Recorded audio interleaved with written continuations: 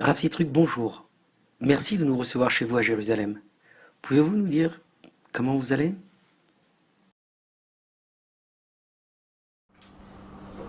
Bien.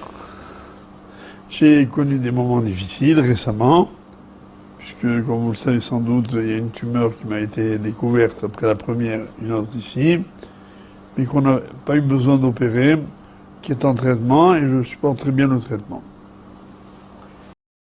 Ce lundi 25 août 2014, vous allez donner une conférence sur les miracles de la dernière guerre, bordure de protection.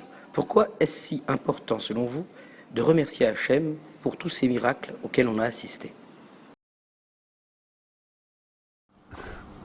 Alors, en deux mots, je crois que la Hodaya, le remerciement, c'est le fondement même de la conscience juive, sans employer de grands mots. C'est-à-dire qu'un juif, par définition, il est un remerciement. Il se réveille le matin, il ouvre les yeux, il dit Modéan Inefanecha.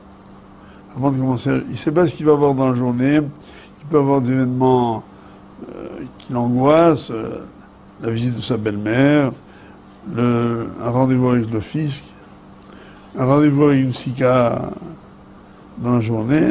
On peut avoir des choses très compliquées. Et pourtant, ce matin, j'ai dit Modéani Inefanecha. Pourquoi? Pour dire que Be'etzem, en soi, la vie est un cadeau. Donc comment faire quand on reçoit des cadeaux sans arrêt, si ce n'est de dire merci à celui qui nous les a donnés. Les cadeaux viennent du Créateur, donc le remercier, c'est la base de la vie. Entre le kidnapping et le meurtre de 3 adolescents, la montée des islamismes, la dernière guerre, y a-t-il selon vous une accélération de l'histoire? Ça fait longtemps qu'on assiste à cela, plusieurs décennies, mais là on est dans une phase d'accélération, indéniablement. En fait, pour celui qui observe bien, il n'y a rien de neuf, je veux dire, je résume. Israël est comme d'habitude mal jugé par le monde, pour ne pas dire condamné par le monde, pour des fautes qu'il n'a pas commises. Toute l'histoire juive, ça a été ça. On nous a accusés de crimes que nous n'avons pas commis. En deux mots, sans vouloir créer une polémique, la fondation du christianisme est basée sur un mythe. On nous a accusés d'avoir tué quelqu'un qu'on n'a pas tué. Et à cause de ça, il y a eu des millions de morts. Et ça n'a pas arrêté. Donc, on n'est pas surpris par les événements, sauf qu'on se rend compte que maintenant, il y a une nouvelle dimension.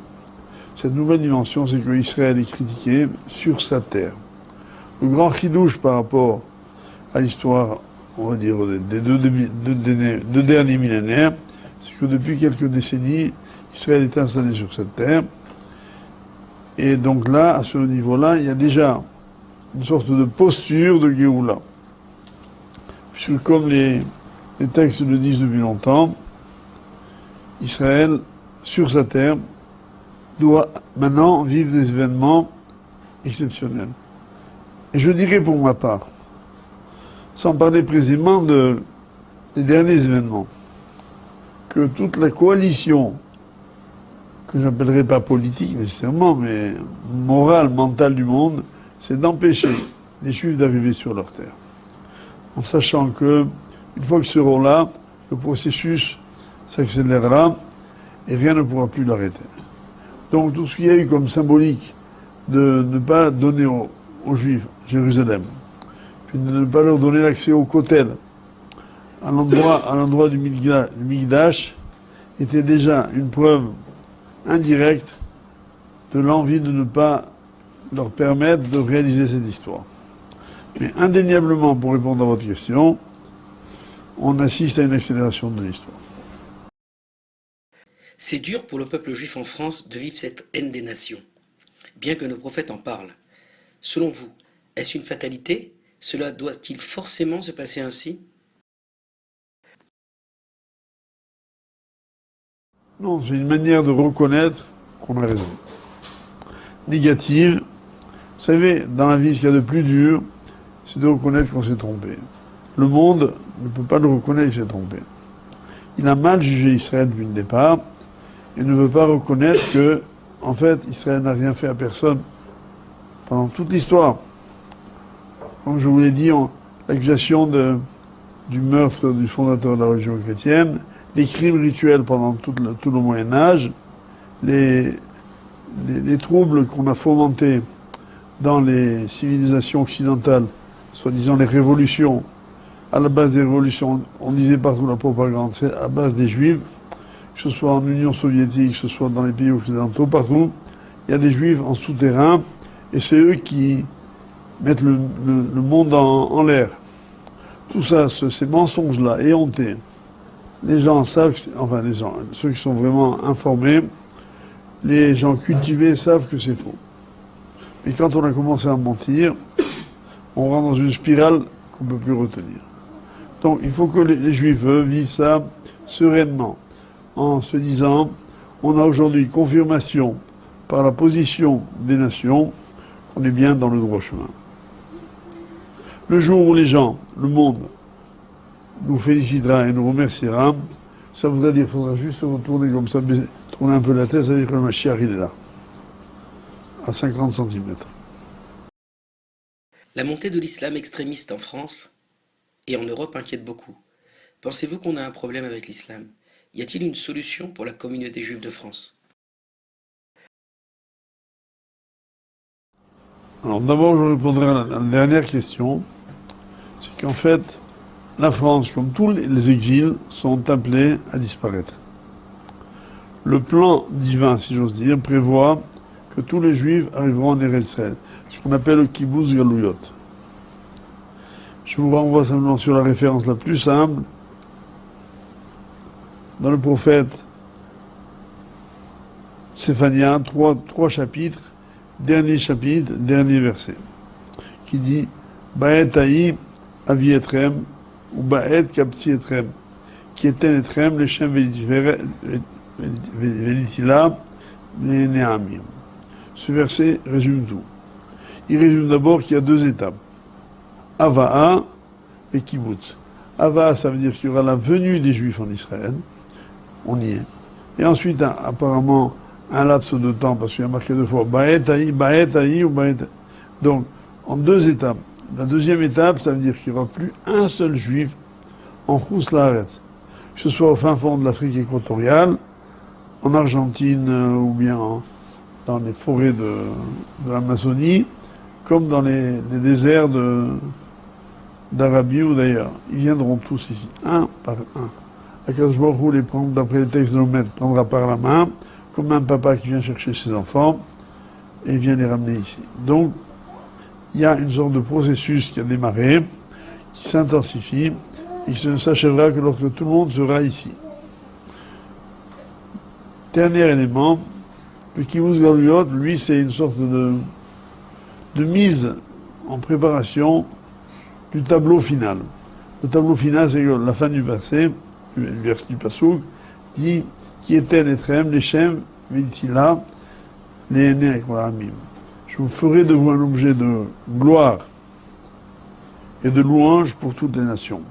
C'est-à-dire que la phase ultime, c'est quand le monde, au lieu de nous critiquer et de nous rendre responsables de tous les maux de la terre, viendra nous remercier de ce qu'on en a fait.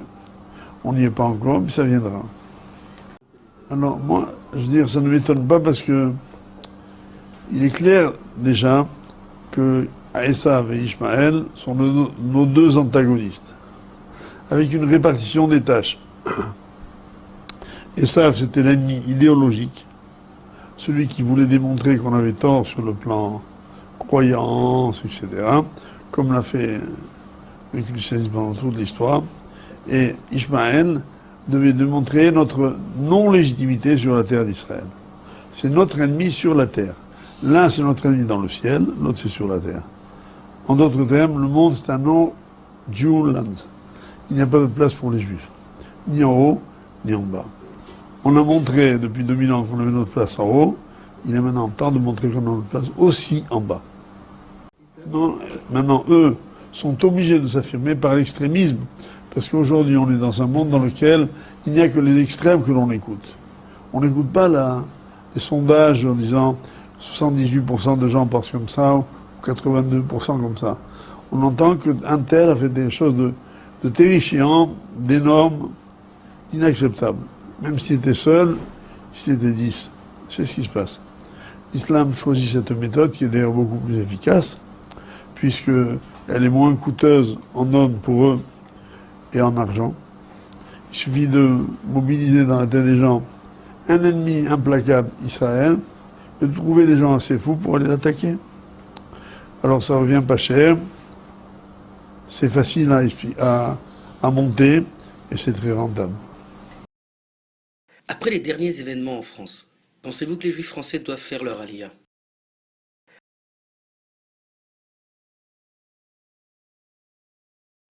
Oui.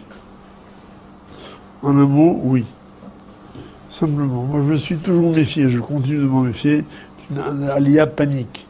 Genre, on passe vite dans l'armoire, prendre deux costumes et en avant dans la valise et on s'en va. Une alia, c'est pas ça. Une alia, d'abord, c'est une préparation psychologique, c'est une conviction que l'on met en place et qu'on réalise. Mais indéniablement, je pense que oui, aujourd'hui, je n'irai pas jusqu'à dire que les Juifs sont en danger physique en France, mais que ça arrive, ça ne m'étonnerait pas, puisque nous sommes d'abord dans un pays où, en gros, la statistique montre que la montée de l'islam, dans l'islam, il y a de tout, hein. Il y a des modérés, il y a des gentils, il y a des méchants. Faut pas croire, c'est pas un mot, c'est un mot qui englobe plusieurs réalités. Mais le fait est, c'est que ça ira très vite. Je vais vous dire, moi, j'étais nommé grand-maire de France en 89. J'ai commencé une fonction. On parlait à l'époque de 6 millions de musulmans en France et de 600 000 juifs environ. À la fin de mes 3 mandats, et donc seulement 200-300, on parlait déjà de 12 millions de musulmans. Et moi, je pense que ce chiffre est en dessous de la réalité. Donc, en clair, en France aujourd'hui, vous avez au minimum 20 à 25% de la population qui est musulmane. Donc, indéniablement, il y a une montée numérique qui se traduit par une présence à tous les niveaux de la vie culturelle. Il y a des artistes musulmans, ils sont d'ailleurs fort très doués. Il y a des écrivains musulmans. Il y a des voyous musulmans. Il y a de tout. Donc ils sont devenus une réalité sociologique incontournable. À côté de ça, la communauté, qu'est-ce qu'elle est? Environ 600 000 juifs. C'est-à-dire en 20 ans, aucun changement. Ce qui veut dire que, entre guillemets, de manière de voir les choses, malgré l'assimilation, les mariages mixtes, le nombre de juifs n'a pas baissé, mais à cause d'eux, il n'a pas augmenté non plus. Donc on est condamné dans tous les cas à une disproportion qui est évidente et qui est donc inquiétante. À ce niveau-là, ce que j'ai toujours préconisé, que je continue de dire aujourd'hui plus que jamais, il faut faire profil bas, rester ce que nous sommes et ne pas lutter contre.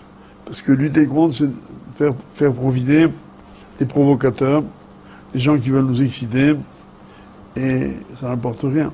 Par contre, une communauté qui resterait sereine, convaincue, à sa place, comme elle l'a toujours été, je crois que c'est notre rôle. Quels seraient vos conseils aux Juifs français qui souhaiteraient faire leur alia? Moi, j'aime bien les slogans « Montez la tête couverte ». C'est-à-dire, en d'autres termes, si vous savez pourquoi vous montez, et vous faites une alia roukhanite en même temps qu'une alia physique, vous êtes dans le bon derrière. L'avenir, c'est là, mais pas n'importe comment. Donc, soyez conscients que vous devez vous préparer. Pas plus tard que hier, j'ai célébré un mariage, et certains de mes élèves là m'ont dit qu'ils vont s'installer. Je leur ai dit, où vous allez mettre vos enfants? Quel route tu vas suivre pour prendre un chiour tous les jours? Qu'est-ce que tu as décidé de plus, de faire de plus que tu faisais à Paris ou en France? Voilà mon message. D'après vous, après ces 21 ans passés à la tête de la communauté juive de France, quel est son état aujourd'hui? Comment avance-t-elle? Je crois que ce que j'ai fait, j'ai essayé de faire avec l'aide de Dieu, c'est d'abord rendre conscients les Juifs de leur place, du trésor qu'ils ont, qui s'appelle la Torah, qu'ils doivent connaître, assumer et transmettre. Et ça, c'est indéniablement un rôle extrêmement important. Ceci étant,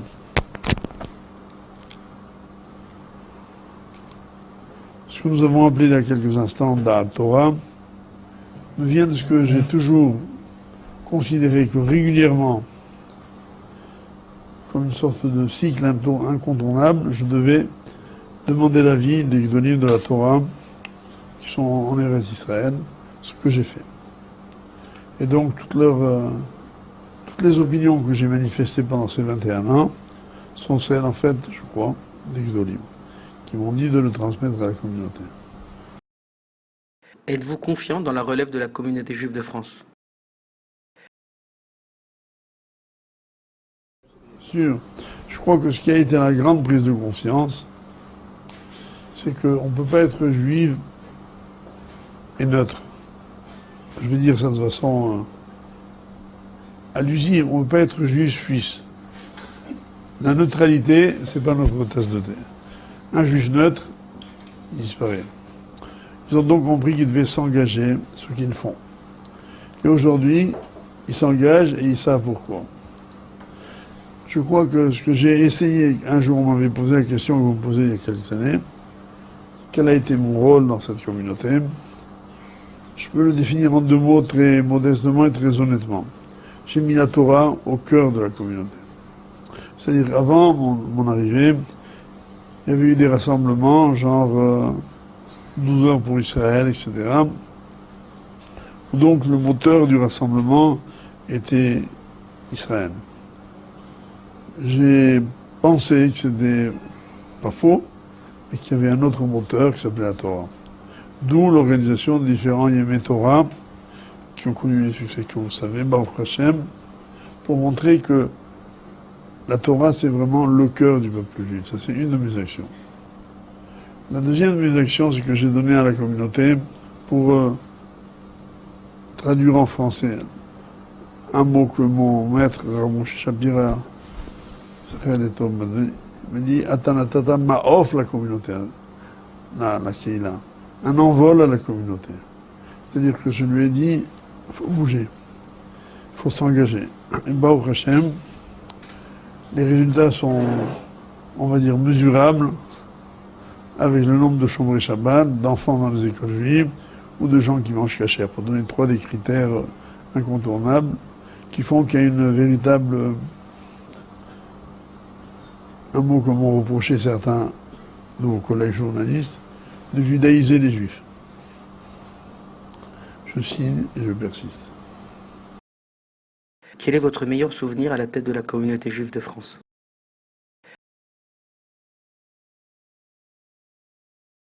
Non, comme vous le disiez à l'instant, un de mes plus grands kiffs pendant les 21 ans, c'est d'avoir connu Chaim Messika. Je ne sais pas si vous savez qui c'est.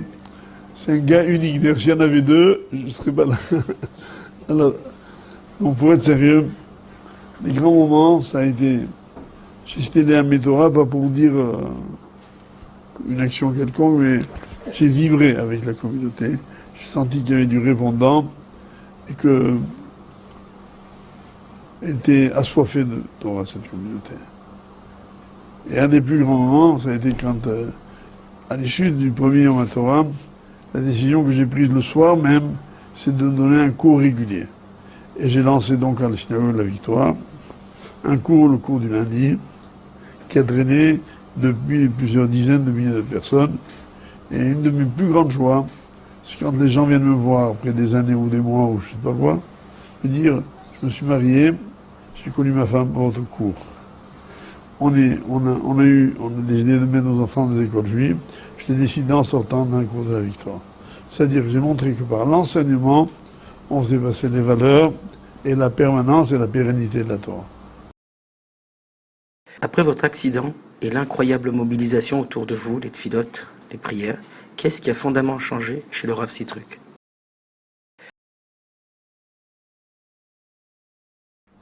Je dirais que 2 choses. La première, la plus grande, la plus belle, c'est que je suis conscient de ce par quoi on a commencé, le mot Déani. Tous les jours qui se lèvent où je suis encore là, je dis merci Hachem. Je suis le résultat d'un miracle Et ce miracle, c'est la Tfila Betsimo.